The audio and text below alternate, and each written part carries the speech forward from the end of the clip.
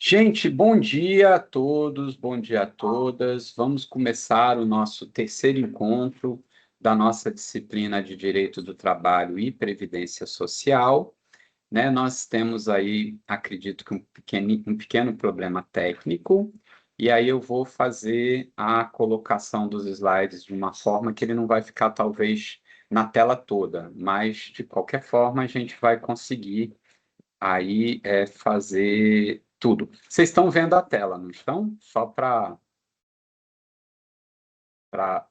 eu entender. Vocês estão conseguindo ver, né?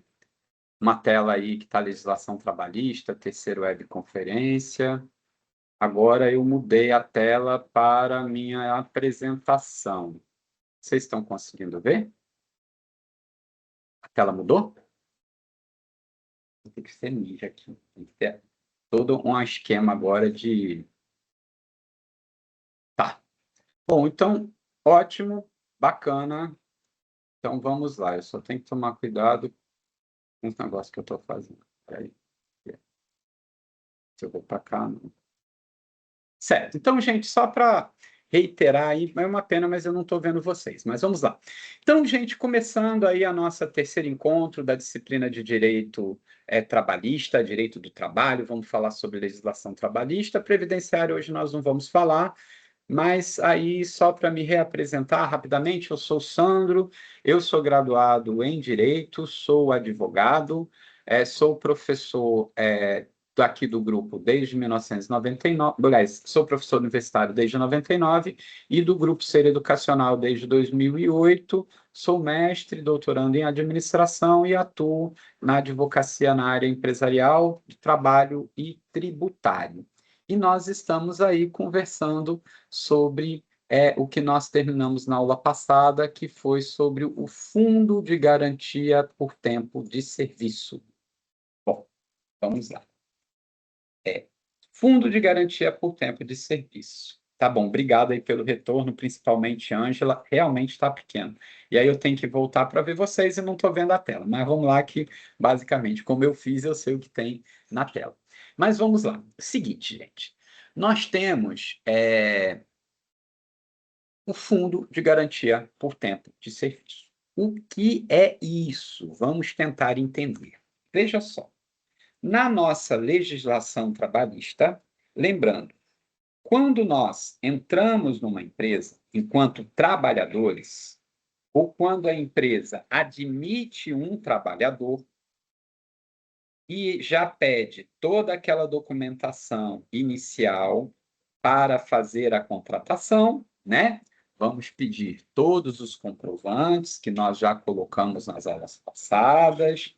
Vamos lá pedir para que ele faça o exame admissional. Quando trouxe toda a papelada, nós vamos lá colocar no e-social que aquele trabalhador já está vinculado àquela empresa a partir do dia tal.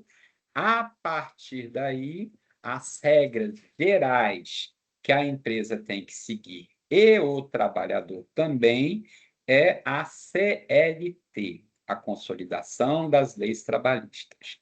Por isso que, quando nós somos contratados, não tem um documento enorme, um contrato enorme, como nós temos, por exemplo, um contrato de locação.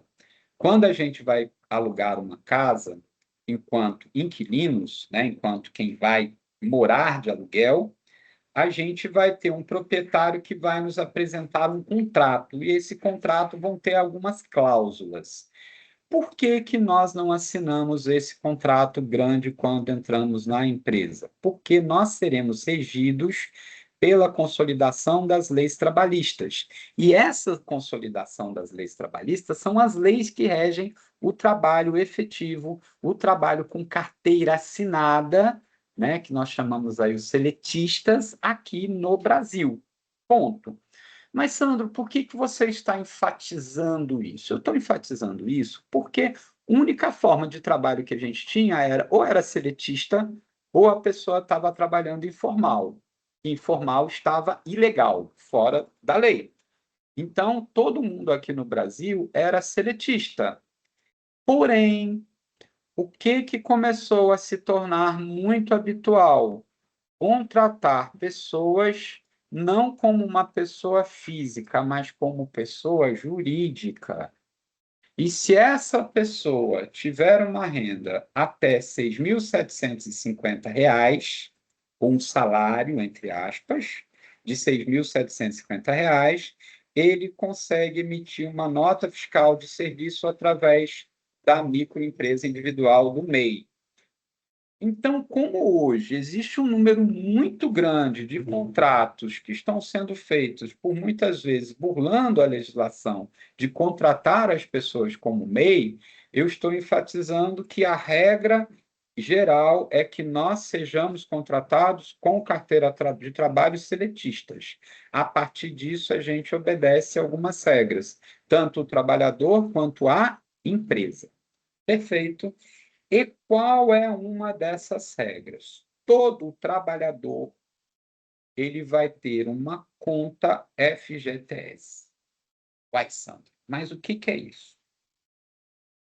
A empresa, quando você é admitido, ela vai abrir uma conta, ou seja, vocês do Recursos Humanos do DP vão abrir uma conta na Caixa Econômica Federal. Ah, Sandro, pode ser no Banco do Brasil? Não, é na Caixa Econômica Federal. Vai abrir uma conta. Essa conta vai estar vinculada ao FGTS. O que significa? É uma conta diferente. Ela é aberta pela empresa. Quem pode movimentar? Ninguém pode movimentá-la, nem tampouco o trabalhador, e essa conta é como se fosse uma poupança do trabalhador que só vai poder ser movimentada em algumas ocasiões, em algumas regras que eu vou comentar para vocês. Então, basicamente, o que vai acontecer? Nós, trabalhadores, ou as empresas, vão abrir a conta e nós vamos ter essa conta. E todos os meses, nós vamos ter que fazer uma guia de recolhimento, ou seja, depositar nessa conta o equivalente a 8% do salário do trabalhador. Se o trabalhador recebe 2.000, ele vai ser depositado R$ 160. Se o trabalhador recebe 1.000, que não pode, né? Se for um trabalhador 44 horas, que o mínimo é 1.621, mas se ele receber 1.000, vai ter um depósito de R$ 80. Então, vamos raciocinar pelos R$ 1.000, que é uma conta mais fácil da gente fazer conta. Se é R$ 1.000, vai ser depositado R$ 80. Então, o que dá para a gente perceber e ter já mais ou menos essa noção? Se a empresa vai depositar, vamos supor que o trabalhador foi contratado no começo de janeiro, e ele vai trabalhar os 12 meses, a empresa vai fazer 12 depósitos de R$ 80. 12 vezes 80 dá R$ 960.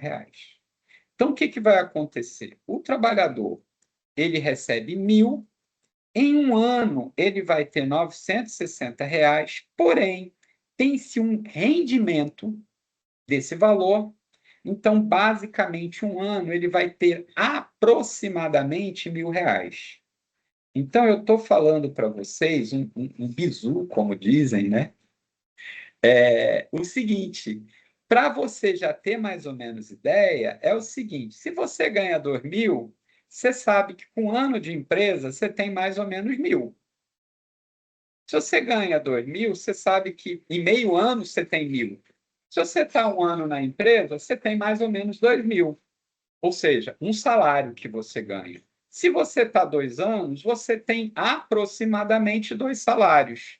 Então, a partir disso, já dá para a gente ter uma ideia de quanto que nós vamos ter nessa conta FGTS. Se a empresa tem que depositar 8% todos os meses, e se esse dinheiro tem um pequeno rendimento, basicamente, a cada ano de trabalho, a gente tem um salário nosso, juntando esses 8% depositados mensalmente, nós vamos ter lá aproximadamente um salário equivalente ao que a gente recebe na conta FGTS. O FGTS ele é um direito do trabalhador seletista. Não há nenhum desconto no seu salário. Simplesmente é uma obrigação que a empresa tem de fazer o depósito desses 8%. Por isso que nós chamamos da poupança do trabalhador, tá? Então, assim, Sandro, quer dizer que eu estou com dinheiro no FGTS e está retido. Não, calma lá, gente. Né? Vamos raciocinar pela lógica. O FGTS não está sendo descontado do seu salário. O FGTS é um plus que, na legislação trabalhista, obriga que o empregador faça uma poupança para o empregado. Ponto. A regra é clara.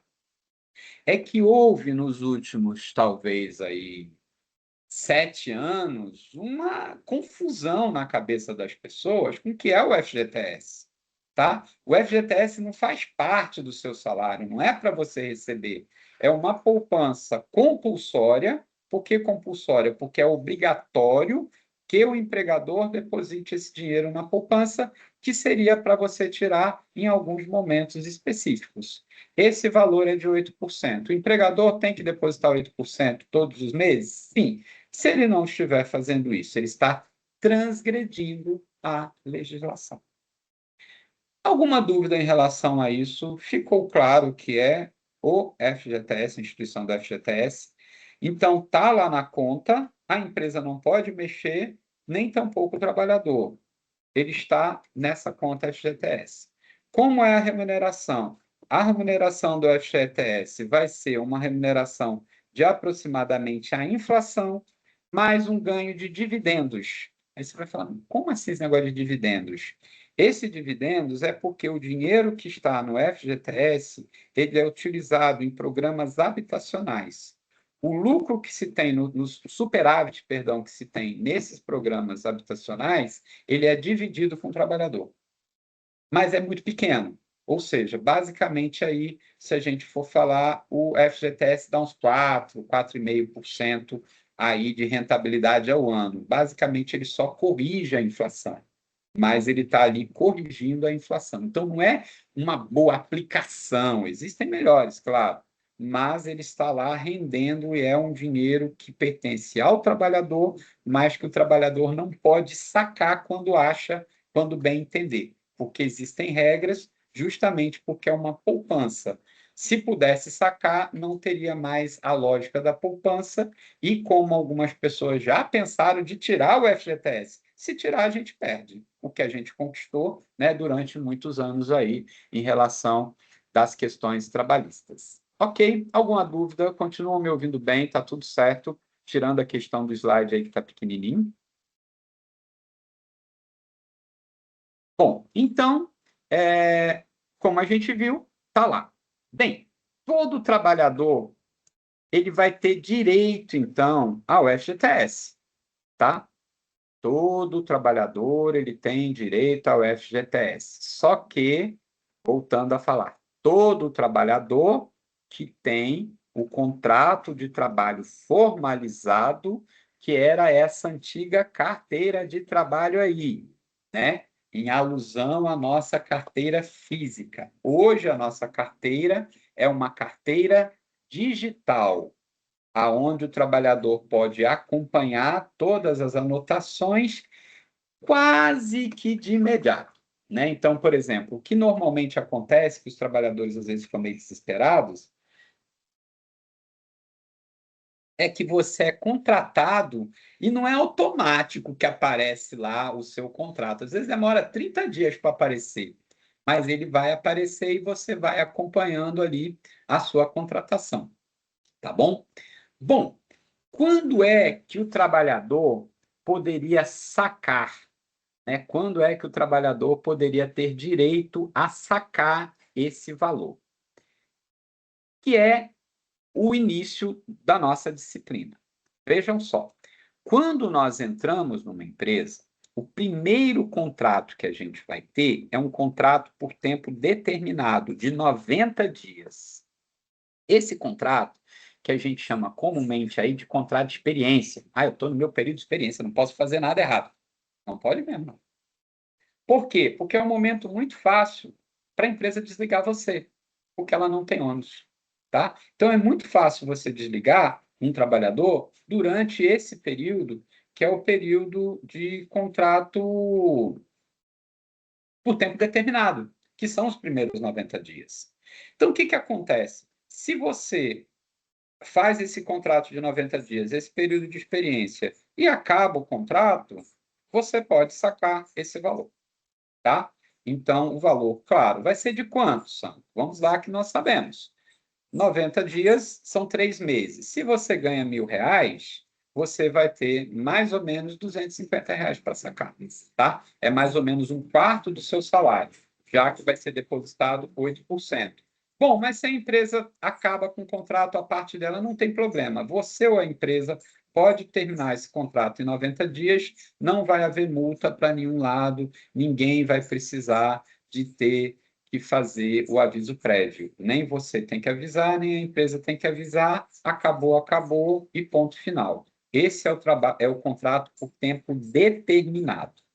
Se vocês se lembram, né, as aulas lá disponíveis, o que passa a acontecer depois? O nosso contrato de trabalho automaticamente, não havendo manifestação das partes, não havendo manifestação nem do empregador, nem do empregado que querem acabar com o contrato por tempo determinado, passou para o 91º dia, aquele contrato que era por tempo determinado passa a ser por tempo indeterminado. Então, se você quer desligar o trabalhador no 90º dia, você fala, tchau. Bom, o que você vai ter que ter de verbas rescisórias ali? Bom, 3/4, né? 3/12 ali, perdão, 1/4, 3/12 de férias, 3/12 do 13º salário, e o FGTS ele vai levar. Você vai pagar multa? Não, nenhuma. Tá? Mas, você vai dar aviso prévio? Não, não precisa.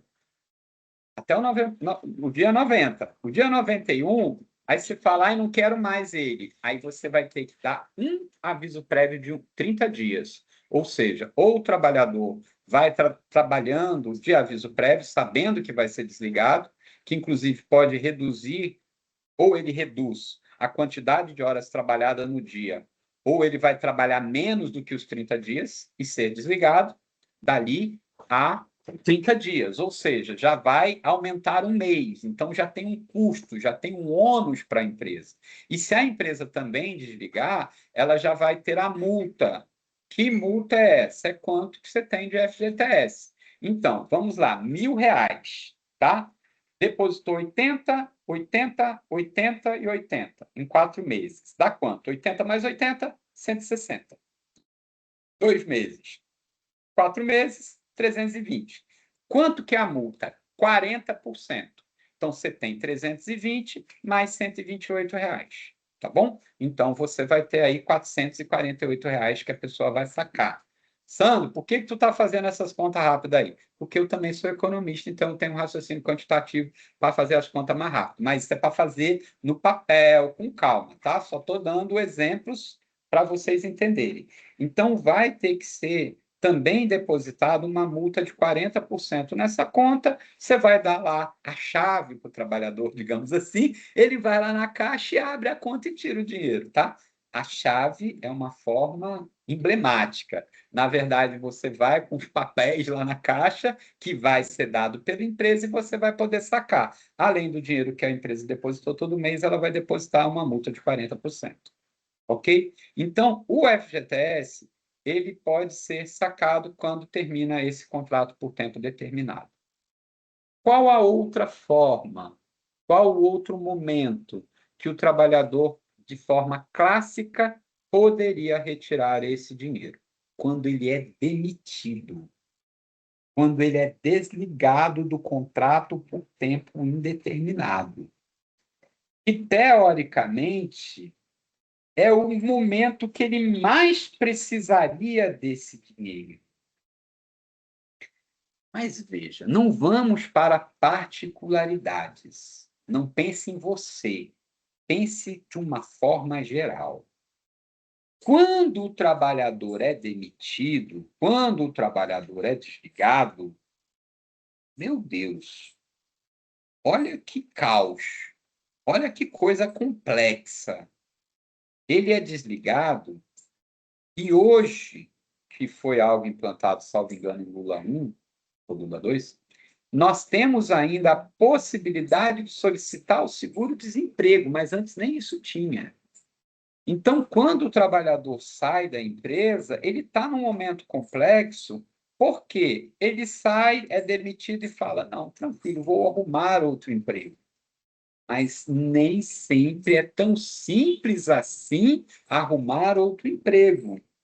Isso vai depender da sua área, da cidade onde você mora, das suas qualificações, do seu salário, da sua idade, tá? Então, um jovem de 25 anos, que é auxiliar administrativo, teoricamente ele conseguiria mais rápido, teoricamente não teria tantas contas para pagar, etc e tal, ele fica mais tranquilo. Agora, você imagina uma pessoa com 50 anos, pai de família, que tem filhos em escola, e paga escola particular, e paga aluguel, e de uma hora para outra é demitido. Então, você teria esse valor que está lá no FGTS, que iria crescendo quanto mais tempo você vai estar na empresa, para poder sacar e fazer uso racionalmente durante esses períodos de vaca magra. Por quê? Quando você é desligado, seca a fonte, mas não seca os gastos, não seca as despesas. Como assim? Uai, você tem que pagar a conta de energia, você tem que pagar a conta de água, você tem que pagar o aluguel, você tem que comprar comida, só que para de entrar.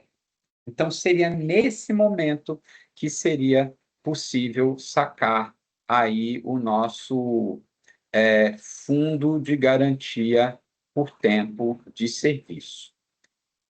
Outra coisa, se a empresa quebra, né? Se a empresa ela realmente entra num processo falimentar. Ora, se a empresa fecha, se ela entra em falência, o que vai acontecer? Ué, você se você a empresa fechou, é como se você estivesse sendo demitido.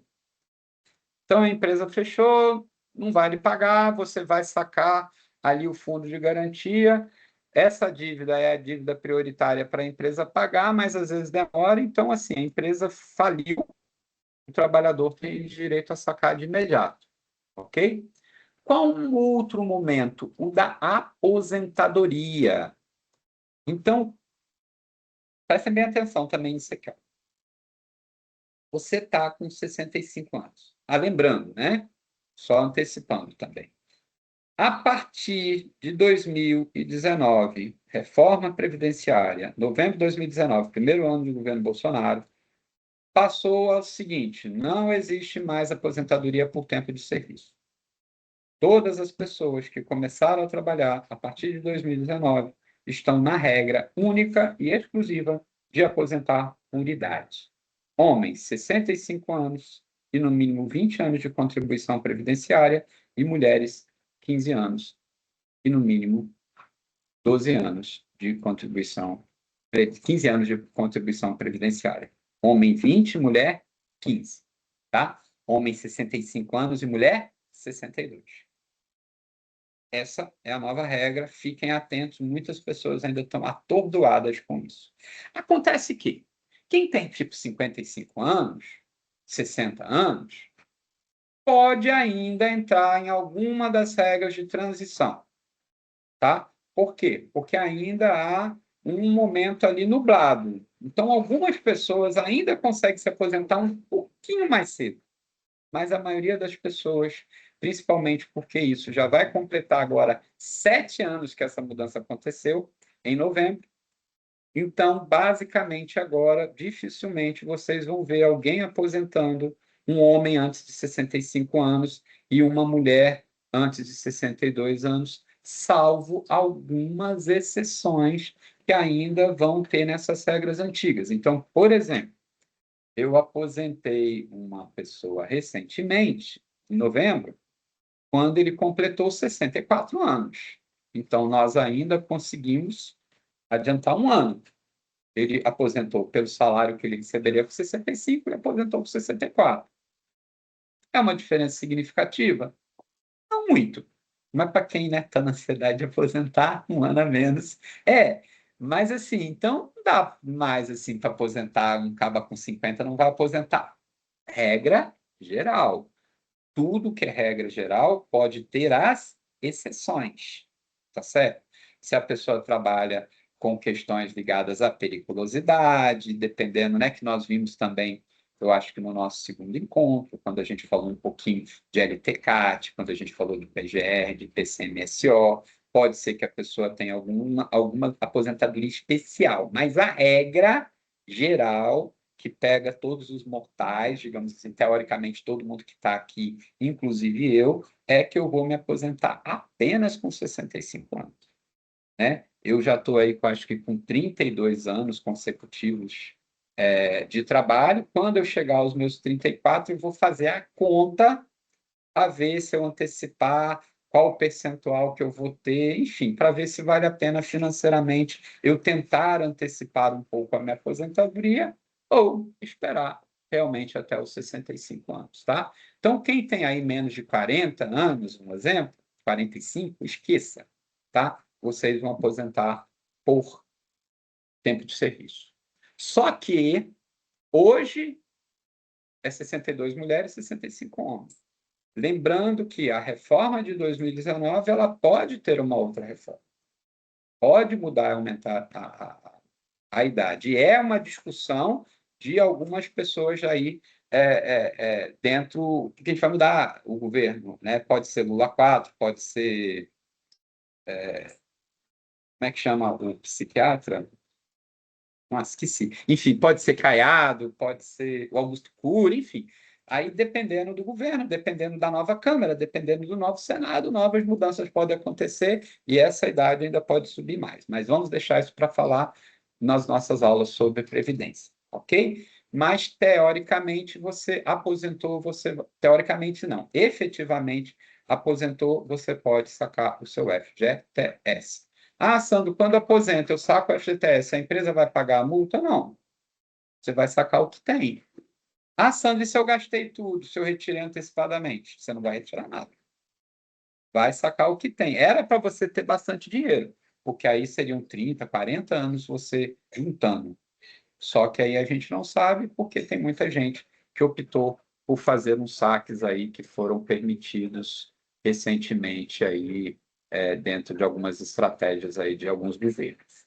Bom, qual que seria a outra forma, que também é uma forma muito que muita gente usa, que muita gente usou, que é uma forma que eu julgo ser muito saudável para você poder fazer esse saque. Quando você vai utilizar o dinheiro para dar, por exemplo, de entrada na casa própria, você não tem uma residência, é a primeira residência, e aí você está pagando aluguel, e aí você tem 30 mil lá no FGTS, você vai entrar no programa Minha Casa Minha Vida, só que esses programas você tem que dar uma entrada, e a entrada, via de regra, é de 20%.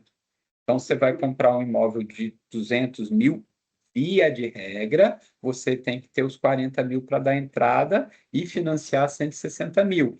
Aí você pode sacar o dinheiro do FGTS para dar entrada na sua casa própria. Então, você saca o dinheiro, assume uma mensalidade, que é uma prestação da casa própria, mas deixa de pagar o aluguel. Então, para a compra do primeiro imóvel, também seria permitido o saque. Outra coisa é um estado de calamidade. É decretado estado de calamidade naquele município, naquele bairro. Vamos lembrar de dois momentos trágicos, né? Um foi em Pernambuco, no município do Jaboatão dos Guararapes. Nós tivemos, infelizmente, há 2, 3 anos atrás, um período muito intenso de chuvas, maio ou junho, acho que na verdade faz um pouco mais de tempo, uns 5 anos atrás, e que teve o falecimento de muitas pessoas por causa dos desabamentos de encostas. Decretou estado de calamidade, pode sacar. Tivemos no Rio Grande do Sul, né? Outra catástrofe climática, estado de calamidade, pode sacar. Essas seriam as principais regras, os principais momentos que o trabalhador poderia sacar. Só que aí inventaram o saque aniversário. E eu vou falar que, tecnicamente, eu sou totalmente contra. Por quê? Aí vem com aquela lorota. Não, mas o trabalhador tem liberdade, mas o dinheiro é do trabalhador, que absurdo ele não poder sacar. Pode sacar sim. Veja, ele foi criado para ser uma poupança. Primeiro, que a partir do momento que ele deixa de ser uma poupança, você abre brecha para pararem de pagar FGTS. Já vai por aí, tá? Então, também, né, em 2020, Paulo Guedes, que era ministro do governo Bolsonaro, da Economia, ele fez uma proposta que foi para a Câmara, mas não foi aprovada, de diminuir o FGTS para 2%. Ao invés de você receber 8%, a empresa só depositaria 22%. E a multa depois era só de 20%, não mais 40%. Mas isso não foi aceito, porque tem que ser votação, né? No Congresso, é votação no Senado, não passou, tá? Essa PEC. Mas ela foi colocada dentro de outras votações e muita gente passou batido por isso. Então, a partir do momento que você deixa todo mundo sacar, ele perde o intuito da poupança, fica muito mais fácil de ser retirado. E claro que para o empregador não pagar o FGTS é positivo. Ele não paga menos dinheiro que ele vai pagar, mas o trabalhador deixa de receber. Tá? Então, veja, o que acontece? Criaram o saque aniversário. Como assim? No dia do seu aniversário, entre aspas, no mês do seu aniversário, você poderia sacar o dinheiro. Só que acontece o seguinte: sacou todo o dinheiro. Só que gastou com o quê? Esse é o problema. Ah, Sandra, eu tirei o dinheiro do FGTS e investi e comprei letras do Tesouro. Ah, eu investi na Previdência Privada. Pô, beleza, bacana, ótimo uso, inclusive com uma rentabilidade maior. Só que a maioria das pessoas não vão fazer isso. A maioria das pessoas vão comprar um som, vão comprar televisão, vão comprar comida, vão gastar, vão tirar férias, vão comprar ovo de Páscoa, vão comprar roupa. Vai entrar para o consumo. Aí, quando precisa, não tem o dinheiro. E lembrem assim, muitos de vocês eu sei que já trabalham no departamento pessoal, já fazem rescisão, né? Ou trabalham no escritório de contabilidade. A rescisão mesmo, ela é pequenininha, gente. O dinheiro que você recebe, que o trabalhador recebe na rescisão, é pouco. Por quê? O que é o principal? O que tem principal de rescisão? 13º, proporcional. Se você for demitido no comecinho de janeiro, não tem o que tirar mais, velho. Que nem o mês de janeiro está contando, então não tem nada de 13º. Férias. Imagina se você, 12 meses de trabalho, a empresa já lhe deu férias. Basicamente, você não tem nada para tirar também de férias proporcional, de férias vencidas, férias a vencer, mais aquelas férias que o período aquisitivo já passou e você teria direito e não foi dada, então você receberia. Então, assim, os dias trabalhados. Poxa, se você for demitido com mês de janeiro, os dias trabalhados, já era o seu salário que você ia receber mesmo, entendeu? E até o dia 30. Então, não é a rescisão mesmo, não é tanto dinheiro assim. O que engorda é que, por exemplo, você recebe 2.000, trabalhou 5 anos. Só no FGTS você vai ter cerca de 10.000, mais 40%, dá 14.000. Aí, velho, você recebe 2.000, saca 14.000, aí faz a diferença, são 7 salários. Se você consegue sacar os 14.000, entrar com um pedido de seguro-desemprego e recebe ali três parcelas de mais 2.000, já dá 10 parcelas, já dá 10 salários. Se você tem férias, 13º, dali a pouco você tem 24.000. Aí 24.000 são 12 meses de seu salário. Como você diminui talvez um pouco os gastos, que você vai dar uma apertada, dá para você se recolocar no mercado de trabalho, sem passar necessidade, porque tem um tempo para você se recolocar.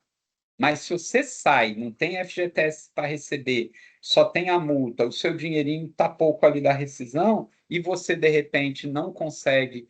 Porque, assim, existe um limite de teto para o pagamento do seguro-desemprego.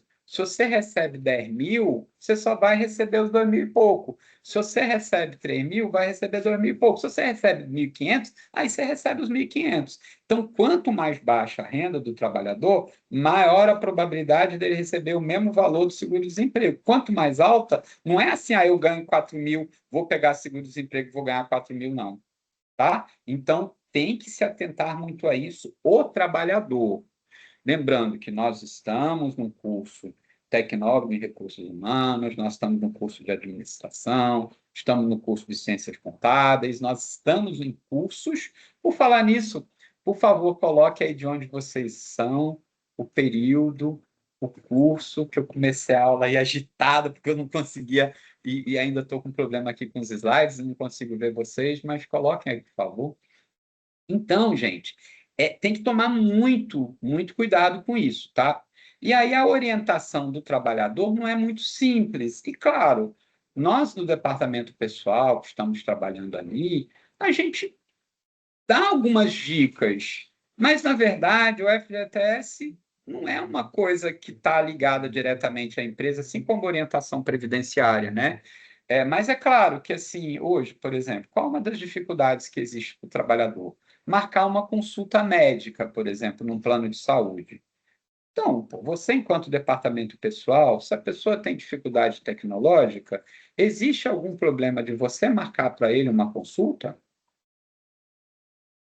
Vai cortar a tua mão? E existe alguma dificuldade de você, no dia, na hora de uma teleconsulta, colocar o trabalhador ali numa sala para ele fazer uma consultinha ali de 10 minutos na própria empresa? Ah, mas não é minha obrigação. Não, mas não é uma coisa muito importante dentro da área de gestão de pessoas? Isso não pode estar dentro do compliance, dentro das regras de empresa, poder ajudar o trabalhador? Então, também palestras, essas orientações sobre fundo de garantia de tempo de serviço, é bastante salutar que vocês apresentem aí para os trabalhadores da empresa que vocês vão trabalhar, tá bom? E vamos em frente. Bom, é o seguinte, gente, a multa rescisória, como eu falei, né, é a empresa, ela tem que pagar uma multa de 40% quando o trabalhador ele é desligado sem justa causa. Então, dependendo de quanto que teria na conta do FGTS, você calcula 40%. Então, no exemplo aí de 5 mil, a multa seria de 2 mil e pagaria 7 mil. Bom, o que é a tal da contribuição do INSS? Vejam só, gente.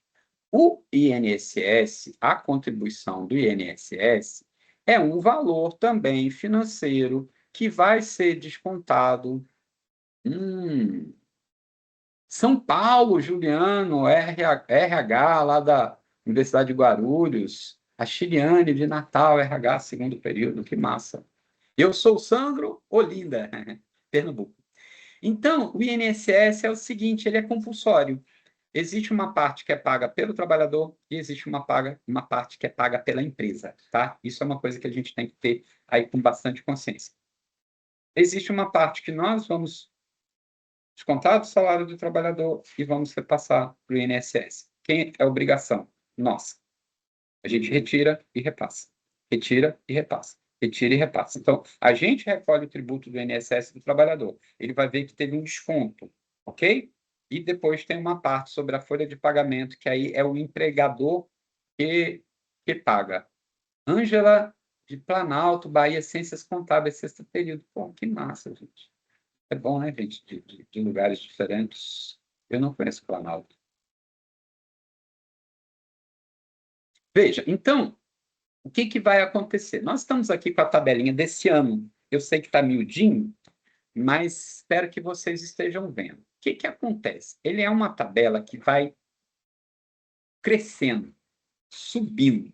A alíquota vai subindo de acordo com os vencimentos, com o salário. Até 1.621, que é até o salário mínimo, o desconto é de 7,5%. O que ultrapassa de um salário mínimo até 2.902 já é 9%. De 2.902 até 4.354 é 12%. E o que é 4.354 até 8.475, que é o teto, desconta 14%. Tá? Eu vou explicar, fazer uma continha dessa para vocês. O teto de contribuição é de 8.475. Esse teto tem duas coisas. Primeiro, ninguém se aposenta com um valor maior do que esse teto. E também, a partir disso, você não paga mais INSS. É o teto de contribuição, é o máximo. Se você recebe 20 mil, você só paga sobre 8.475. E aí embaixo tem a tabela do salário família, né? Que eu expliquei para vocês na aula passada, não é o Bolsa Família. O salário família, para quem recebe até R$ 1.980, ele tem direito a receber R$ 67,54 por filhos menores de 14 anos ou filhos com deficiência até com qualquer idade. Bom, vamos lá. Como é que é essa história? Primeiro, vamos ver aí a história do salário mínimo, né? O salário mínimo, ele é um salário que ele é reajustado constitucionalmente pela inflação, mais especificamente por um índice que a gente chama de NPC, que é medido pelo IBGE. Esse índice, ele é o índice do mês de novembro. Quando é que ele vai ser divulgado? No dia 10 de dezembro de 2026. Ele será divulgado ainda. Dentro do plano das leis de diretrizes orçamentárias, da famosa LDO, que se não ouviram falar, vão ouvir falar, o salário mínimo deve ficar em 1.717. Que salário mínimo? O salário mínimo de 2027. Então, já estamos fazendo futurologia. Por que eu pus entre 1.717 a 1.730? Porque a inflação vai ser mais alta do que se pensa, porque eu acredito que a guerra de Trump não acaba tão cedo. Estou acreditando. Espero que até nossa última aula ela acabe, aí eu posso rever o meu posicionamento. Mas, infelizmente, a inflação brasileira ela está extremamente infectada pela guerra que está acontecendo. Tá? Então, basicamente, esse será o novo salário mínimo de 2027. Ah, Sandro, e quando é que começa isso? Janeiro de 2027. Ué, e quando é que a gente vai receber? Em fevereiro de 2027. Ah, Vitória da Conquista. Vitória da Conquista eu já passei por aí. Até aí que nasceu Roberto Carlos, não foi? Cantor. É o seguinte,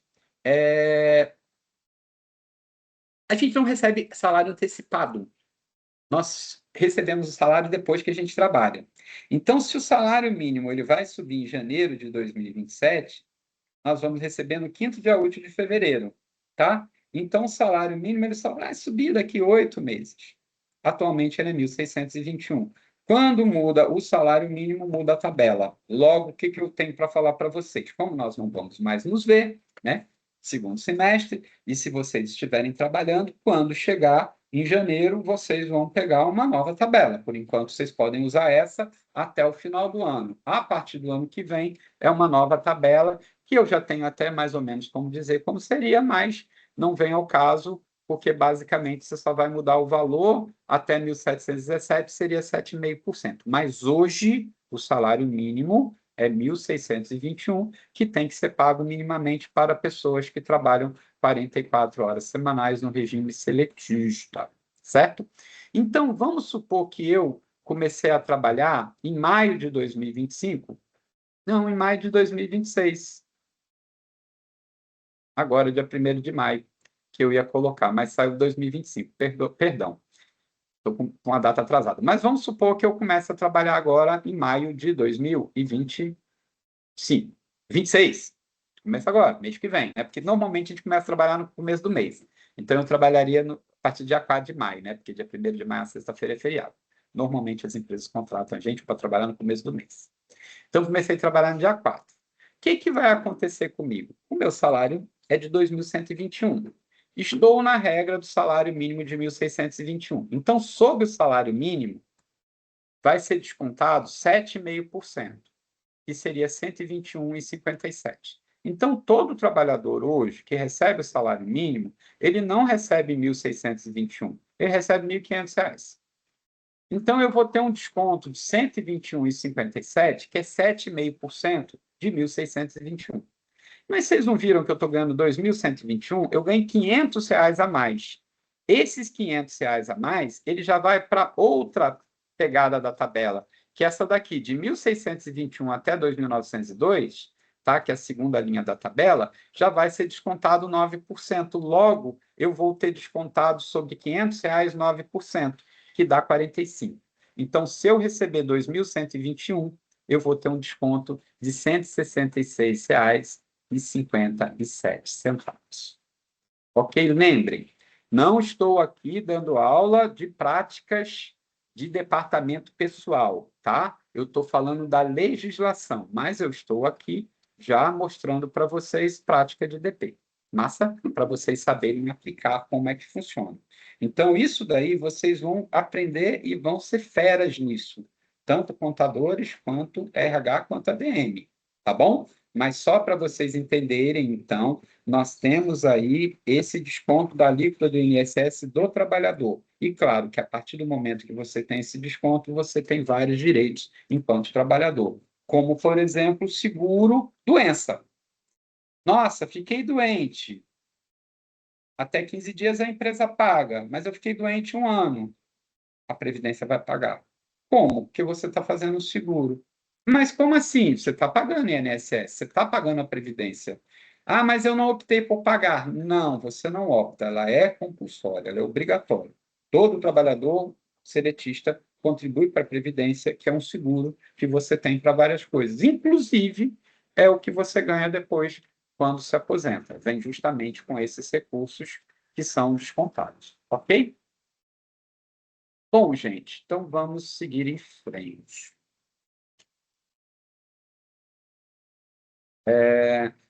O INS patronal. Aí o INSS patronal, ele já vai ser descontado sobre o valor da folha de pagamento. Basicamente, 20% da folha de pagamento. Se a folha de pagamento for de 100 mil, o empregador contribui com 20 mil. Então, é com essa contribuição patronal, tá? É com essa contribuição dos empregados a base da arrecadação da Previdência.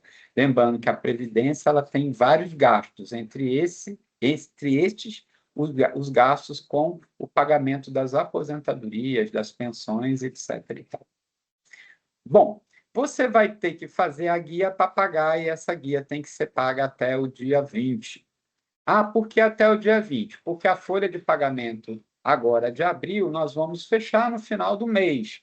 Vamos pagar no quinto dia útil. Aí você vai fazer uma guia para pagar até o dia 20. Então, no dia 20 de maio, a gente vai recolher esses 20% relativo ao mês de abril. Tá? Então, é uma data subsequente. Sandro, é muita coisa, é muita data. Não se preocupem, tudo isso vocês vão entendendo com a prática, tá? E também vão entendendo com o passar do tempo, né? Eu estou aqui em uma aula de legislação, mas já estou passando aí para vocês justamente a prática, para vocês entenderem o quão é importante a gente entender da legislação. Bom, o imposto de renda. Imposto de renda também é um valor que nós vamos calcular, vamos descontar do salário do trabalhador. Vamos quem? Nós, empresa, e vamos repassar para a Receita Federal. Ok? Isso daí vai ser descontado. Quanto é o valor? O valor vai ser o valor do salário descontado em INSS e descontado dependentes legais. Como assim, Sandro? Veja, se você recebe 5 mil, se você paga 500 de INSS, é 4.500. Se você paga 500 de pensão, já dá 4 mil. Então, o valor que você recebe é 4 mil.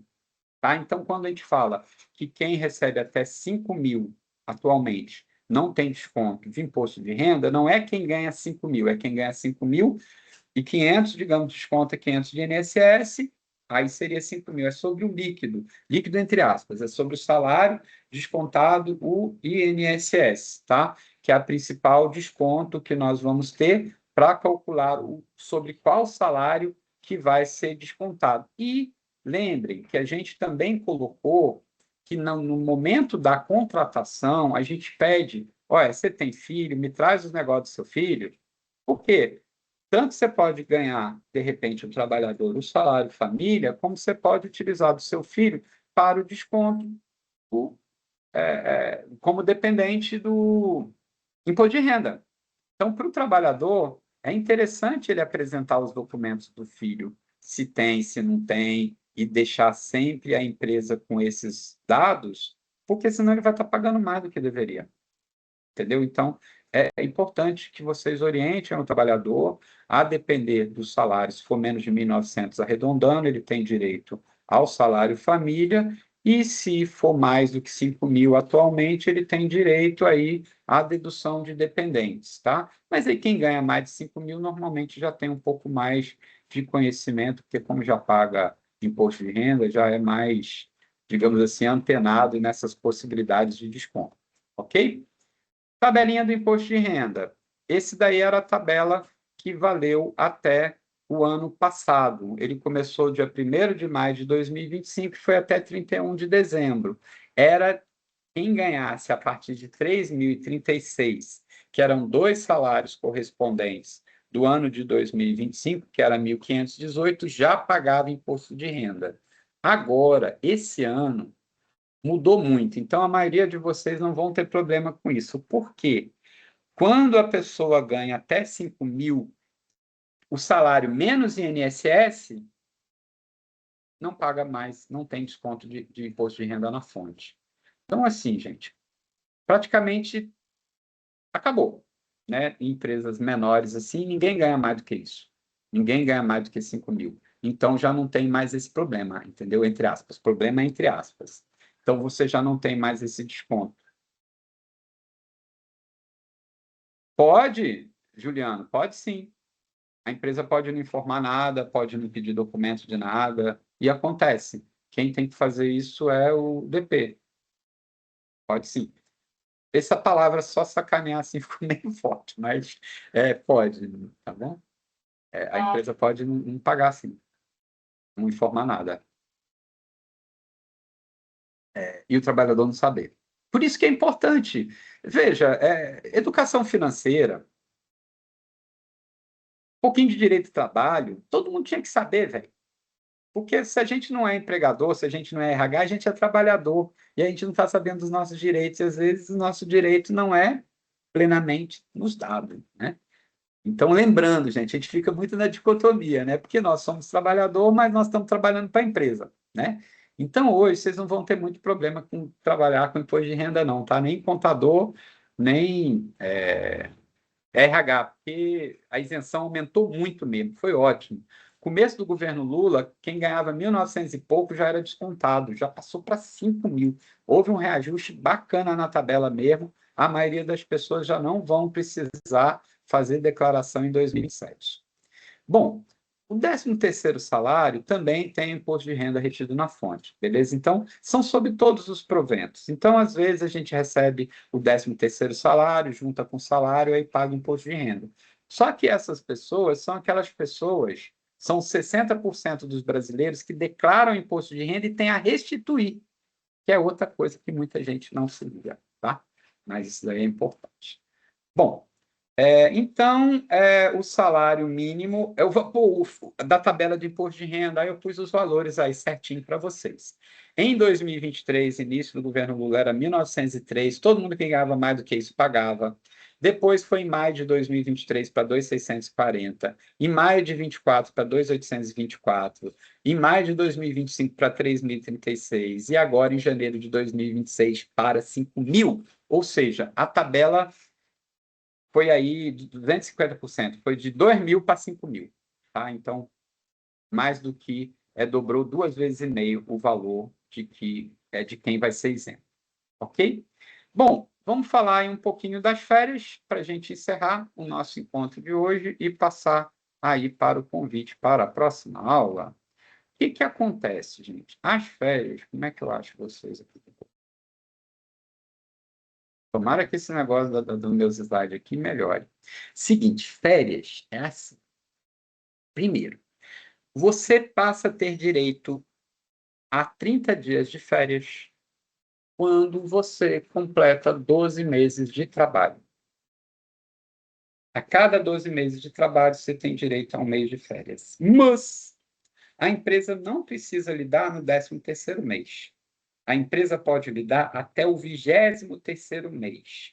o que a empresa não pode acumular é 2 períodos aquisitivos de férias.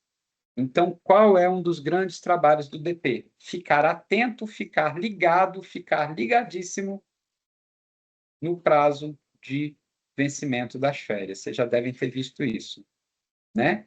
Então, bate-papo está desativado para essa reunião. Eu acho que vocês não estão mais conseguindo pôr no bate-papo. Enfim. Olha, é um outro problema técnico que parece que aconteceu, pelo menos é o que está escrito aqui para mim, que eu acho que eu não consigo mais ler o que vocês estão falando. Mas vejam só, gente, desculpa aí, né, pelos problemas técnicos, a gente retoma exatamente nesse assunto no nosso próximo quarto encontro, lembrando que nós teremos 6 encontros, peço desculpa antecipadamente aí, aliás, peço desculpa tanto no começo como por agora, porque eu não entendi por que foi desativado, mas está aqui escrito para mim. Seguinte, gente, 12 meses, temos direito a férias. Ótimo. Ótimo. Mas não precisam nos dar férias. Então, vou dar o meu caso de exemplo. A primeira vez que eu fui trabalhar, eu só tirei férias com 23 meses. Fiquei 23 meses trabalhando para poder ter aí um mês de férias. Antigamente, essas férias tinham que ter dado corrido, 30 dias. Hoje a empresa pode picar. Ela pode picar, por exemplo, de dar 15, 10 e 5. Polêmica. Tem gente que gosta, tem gente que não gosta. E ponto. Para as empresas ficou ótimo. Como assim, Sandro, ficou ótimo? Ora, gente, pensa em Juliano. Juliano está trabalhando. Se ele fosse ficar um mês fora, às vezes eu tinha que contratar alguém para ficar no lugar dele. Agora eu dou 10 dias de férias para Juliano. E aí, Juliano vai trabalhar para caramba para deixar tudo em ordem. E aí, Ângela e Chiliane estão lá no mesmo setor. Elas vão cobrir os 10 dias dele. Quando o Juliano voltar, vai estar cheio de coisa, mas eu não contratei ninguém. Então, para a empresa picar férias, foi muito bom. Inclusive, hoje está virando quase que padrão para algumas empresas que não são, óbvio, do comércio, de dar férias assim, dar férias do dia 23 de dezembro até o dia 5 de janeiro. Quando vê, você já deu férias coletivas de 15 dias para todo mundo. E aí os feriados de Natal, de Ano Novo, tudo é dia corrido, vai tudo para o espaço, tá? E as férias, elas têm que ser pagas com um acréscimo, que é justamente aquele momento onde o trabalhador teria um dinheirinho a mais para gastar. Esse acréscimo é de 1/3. Então, por exemplo, se você ganha 3.000, você recebe 4. Só que há um detalhe muito sinistro nisso. Teoricamente, embora também mudou, mas você recebe isso antes de entrar em férias. Então, o que que acontece? Você recebe as férias, recebe o seu salário correspondente ao mês anterior. Você recebe 2 salários mais 1/3. Acha que está rico. Se você gastar tudo, quando você volta das férias, você volta a trabalhar, digamos, no dia 2 de junho, quando chega no 5º dia útil de junho, você não tem nada para receber. Você recebeu antecipado. Aí você só vai receber em junho. Então, tem muita gente que não se atenta a isso quando volta das férias, fica liso. Eu acho que depois do primeiro susto, as pessoas começam a entender. Então, é muito importante também para o DP orientar as pessoas quando estão começando, que você vê que é nova, que não tem ainda esse conhecimento, explicar, porque senão a pessoa pode ficar aí com muita dificuldade financeira, tá? Por causa dessa questão. Então, gente, as férias é um outro direito que nós temos para os trabalhadores seletistas, ok? E aí ela é correspondente a 1/3. O salário deve ser pago até 2 dias antes do início das férias. Eu coloquei em azul aí porque eu acho que é o coerente fazer ainda, mas mudar a legislação não é mais obrigatório. E as férias é calculada justamente sobre o salário, mas você vai receber 1/3, né, das férias. Desde a reforma trabalhista de 2017, só para a gente lembrar, pode picar as férias em 3 períodos. Praticamente hoje todo mundo já sabe, porque está completando aí em novembro também 9 anos, que você pode tirar as férias picadas, sendo que não pode uma das partes ser inferior a 5 dias e uma necessariamente tem que ser de 15 dias. Por isso que essa combinação é uma combinação muito usada. 15, 15, 15, 10 e 5. Você não pode dar 10, 10 e 10. Sempre tem que dar uma de 15, aí vai sobrar 15. Como não pode dar menor do que 4, ou você dá 15, 15, ou você dá 15, 10 e 5. Então, se eu dou 10 dias ali próximo do carnaval, dou 15 dias no final do ano, depois o trabalhador só tem 5 dias para tirar. Tá? Tem gente que ama e tem gente que detesta. Ok? Bom, e aí depois também a gente fala um pouquinho mais do 13º salário, mas só para a gente entender, o 13º salário é um salário extra que o trabalhador tem direito trabalhando os 12 meses do ano, tá? Então, isso é uma outra coisa que a empresa vai ter que pagar. Você recebe um salário integral se você trabalhou os 12 meses. Se você entrou a partir de julho, agosto, setembro, outubro, novembro, dezembro, 6 meses, você vai receber 6 dozeavos, ou seja, metade do salário.